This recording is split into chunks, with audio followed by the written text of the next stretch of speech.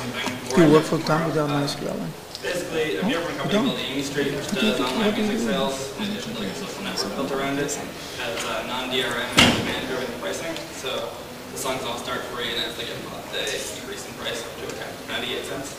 If anyone wants to check out the site, when you sign up, there's a little slot for promotion code. I just added one called MySQL Camp, and you'll get some free money. You can type it in like right here. Type in MySQL Camp.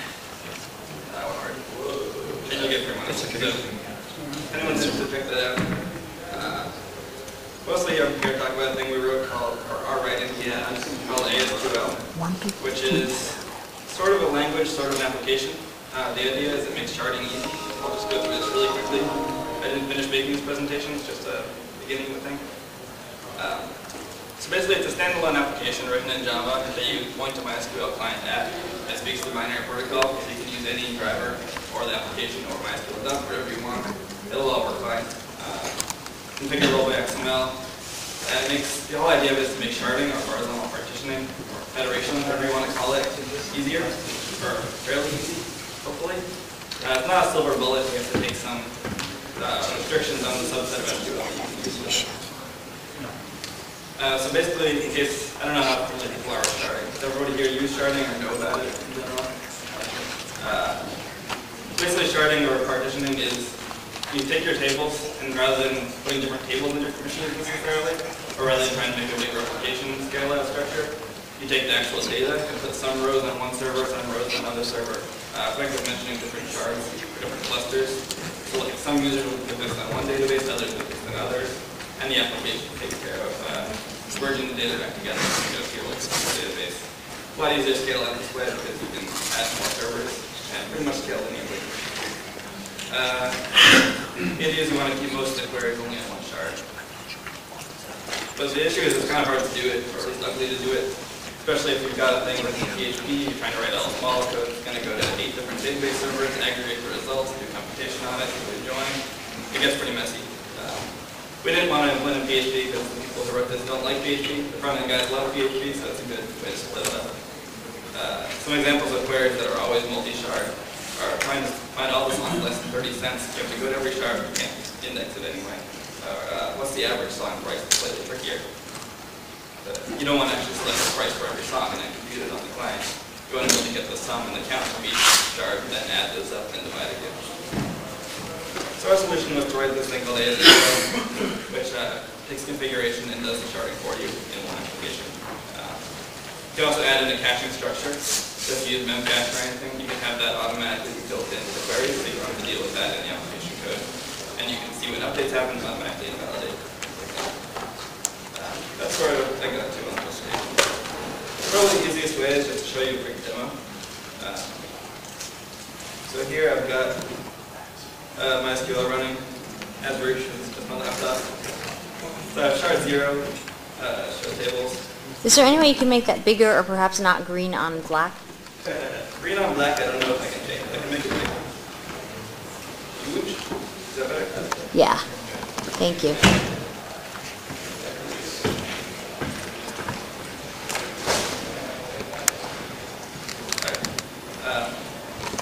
So in the shard 0, which is our configuration shard, there's a thing called view map key table, which I'll get to in a minute. Basically, there's a user table on shard 0, which has some people.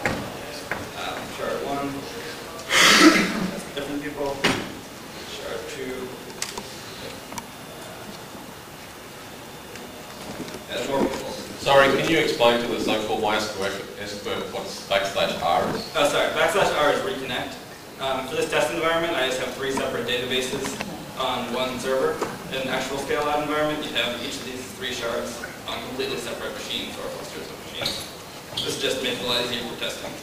I just say that because I'm supposed to be the expert and I didn't even know what it was. Same as Makes everybody feel more comfortable. It wasn't for your benefit, it was for mine. Same as you, shard 0, except it actually reconnects shorter than so 3 separate databases, normally would be separate machines. In this case, it's just my laptop, which you'll see soon is very, very slow. So that's the actual sharding.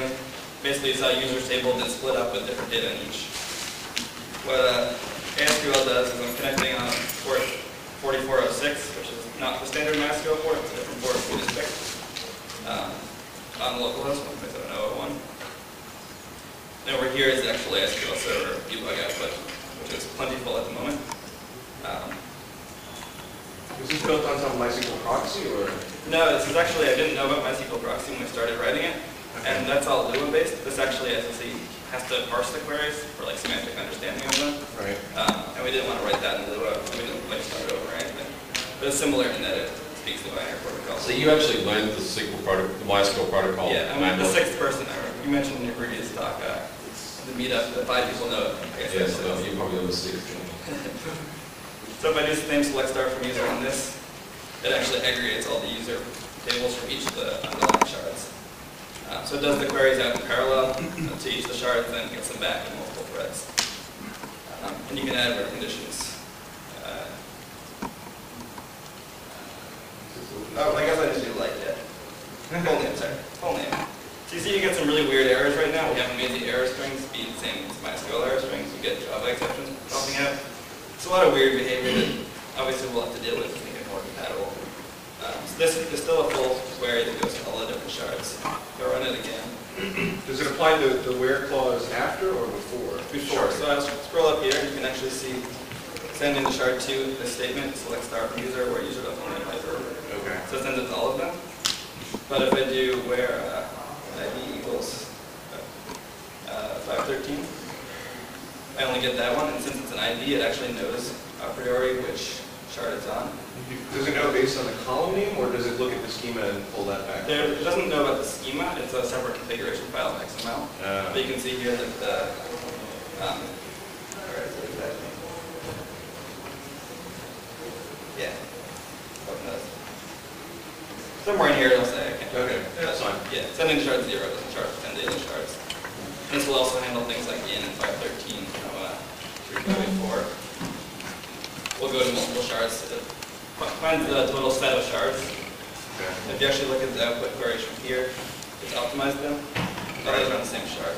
Right. And there, yeah. People are on the same shard. In what way is this, it seems fairly similar to partitioning in 5.1. Partitioning 5.1, maybe I'm incorrect. I thought that was only partitioning on a single server instance. Right? This is multiple server instances. This can partition across the network, across those. Multiple So machines. shard 0, shard 1, shard 2 could be completely separate machines. I see what you mean. Could you rerun, would this be like something that might be written as a storage environment? I don't think so. I'm not actually completely certain. I think basically our idea is that we figured the database people can do databases a lot better than we can in terms of consistency and all the like. We're not a database company, we're a web company. It's essentially. So when this is communicating with multiple servers, it just uses the standard MySQL. it actually uses the JDBC backend Okay. configuration files. Is this readable? So it wouldn't matter in the database what storage engine is what. Anything, doesn't matter. It doesn't even actually have to do MySQL backend, it's just the front end thinks it's a MySQL server. So here I've actually, this is a configuration for the shards. So I'm using JDBC MySQL. I could change this to Postgres or SQLite or whatever I wanted. Our unit tests actually run the entire thing in hypersonic SQL or HSQLDB. So it's a pretty nice structure if you want to say have one table that uses Postgres as geographical lookup. There's geographical indexing in PostgreSQL. So you can have that your same client can talk to it and it essentially proxy through to a Postgres server. How did you tie it into the MySQL front end? Is it a plugin? It speaks the binary protocol, so the MySQL front end thinks it's talking to an actual server. I see. So you just connected on that port. And the other configuration that's useful to look at is the table configuration. So this is just table name, define the shard pool. So for different tables, you could get different lists of shards that they live on. Does it access the MySQL metadata and stuff? No, it doesn't currently do that. So I figured we'd just write another script which adopts the schema into this form. For now, this is in sort of early development stages. We're not using it in production yet. We don't have that kind of scale yet. We're hoping we will get there. So you're saying the DB map table actually has like a one-to-one relationship? Right. DB map currently is not sharded. So it's a master, but it has like a, if I look up ID 1, Yeah, then I know, yeah, you can look at that, that was the table you had before. So do you have any plans on there in making that more intelligent, like an ID range rather than one at a time, something like Right, that? it could be an ID range, or also, if you look at this configuration file, or this policy DB map right here, Yeah. that's a pluggable sharding policy. So we actually have another one that we've started writing, which is hash-based. So if you wanted to hash session IDs, if they're like MD5 hashes, Yeah, or you you could then know, do some sort of numerical. mod hashing. 10 or something like that. Or you could do reasons. You could implement whatever policy you want to here. If you use the hash though, and you change the number of shards, wouldn't that invalidate? Right, that is true. The way around that is to use virtual shard. So you have a larger number of virtual shards in a small map. It goes from virtual shard to actual shard. That would go so far, but I mean, at some point. I mean, you're never going to have more than like 100 or 2 shards probably. Even if you're Google, you know, that's just, this scale is ridiculous. So then if you figure you could have a couple thousand virtual shards, you have to move users around in chunks obviously in that case. That's at least a little better. In terms of insertions, we have a key gen thing, so you don't use auto increment. Obviously with auto increment, the different shards that have overlapping primary keys. Or you can use fingering by two or three years. Right, you could do something like that, yeah, like with the, in 5.0, there's the auto increment offset.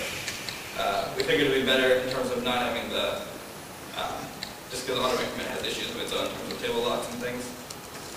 It gets this keygen thing, gets them in chunks. So like the first shard will go to this keygen global table and say, where should I start? How many should I take? So it gets a block of 512 keys or something, and then in memory just pulls those out like high-level algorithm. So this is also pretty flexible, this keygen thing, if you want to do that. So in terms of inserts and things, So just one thing, did you look at HiveDB? Jeremy's not here, obviously. yeah, I talked to him about that earlier. Yeah. Show table doesn't work. There are a lot of things we haven't implemented. What was that question? I was just asking whether he'd looked at HiveDB. You can talk to Jeremy Cole, it's an implementation of, you know, sharding management of data, you know, a DB map type thing. We looked at it. The reason we went against it is because HiveDB doesn't speak SQL. You know, you have to actually perform the queries through Java commands, and our front-end applications written in PHP. And they're like PHP Java bridges you can set up, things like that. But the purpose behind this is we wouldn't have to rewrite our whole model layer. The other really cool bonus we get out of this is our business people use PHP MyAdmin at this stage in the game. We don't have a complete back-end interface for people, for the administrators to deal with user issues. So we can still point PHP MyAdmin right at the Asql server and speak to as many shards as we need without any modification. Or point our third-party blog, use WordPress, or like PHP ads new, things like that. We'll all just shard transparently without any work. What are the performance? Performance isn't the greatest right now. It's written in Java. My laptop's incredibly slow. But it's sort of a trade-off of a constant time penalty versus scalability here. You know, this laptop's real slow. You can see this is 0.14 seconds here, which is horrible for this time to look up. That's because I'm running a Mac which doesn't have great Java on this version. And it's a real slow computer, and I'm running without any my.cnf file in this MySQL. It's a terrible setup right now. We're hoping the performance won't be an issue. If it is a big issue, our parsers are written in Antler, which can generate different languages, so we could change to C++ if we wanted to. It's not a terribly complicated program, we just figured we'd develop it quicker and be more stable than Java, at least in the area. But the strength is that you can just implement more hardware and not have to change your application in any way, shape or form. It just scales out. So the other idea also is this ASQL server probably doesn't run on your database server. It probably runs locally on the app server, so one instance per app server. So they're making connections to localhost, and that's sending out the queries in parallel. You do query caching in Asql as well? Right. It's not implemented yet, but we figured that we'll have a caching architecture built in so that it'll Push it into memcache or something? and we have memcache right now in PHP. But we figure if you do select star, you can probably just select ID instead, take advantage of covering indexes, and then get it all from memcache. Since all the updates go through it too, they can do a select before the update, get all the IDs, then invalidate all those memcaches. But scaling up doesn't work because you do the whole ID pool thing, right? Yeah, but the thing about the ID pool, for 10 million users, each of the IDs is probably 4 bytes.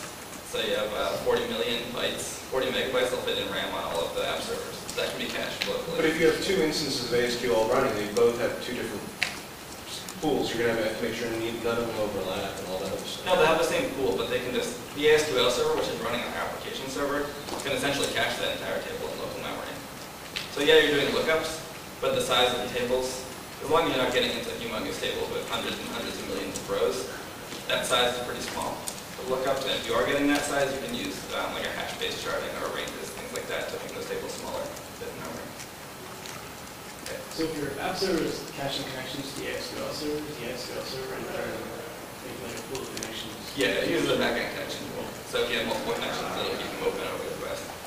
As configurable in the How do you move information between shards? That's a sort of unsolved problem right now.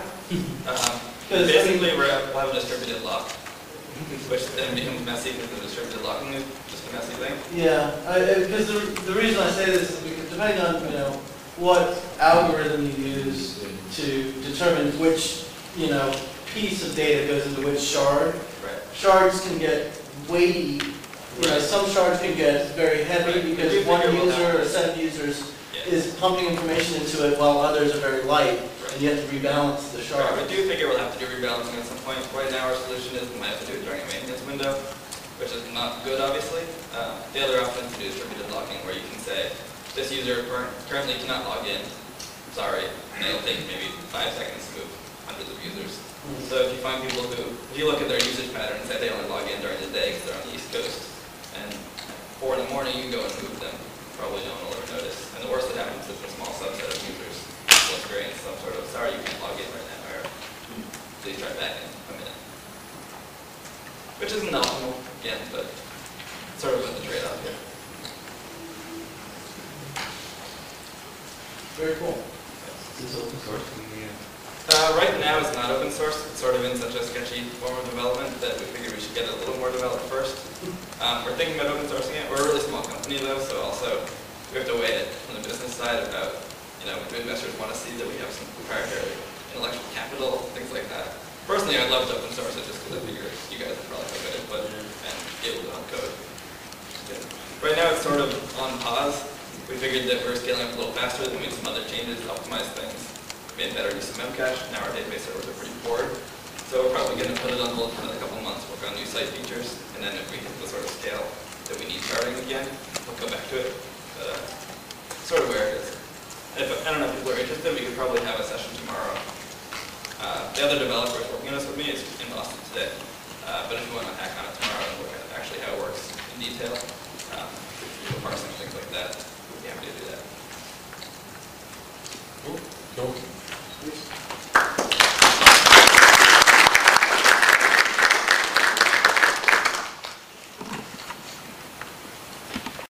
It's implemented in the application, like everything else, like cluster or anything you do, you need to write your application to the strengths of the product.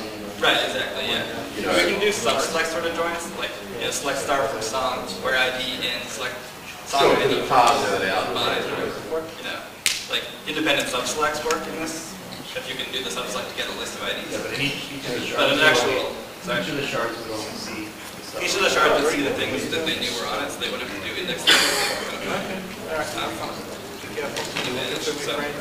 there definitely are limitations, but we do group bys and things that are all in one. You can select averages across shards and it'll sum up the counts and things for you. So there's a fair amount of logic in it, but it's not amazing. It's not a silver bullet, there never is. Doing a join process. Right. We figured cross-shard joins are definitely never happened.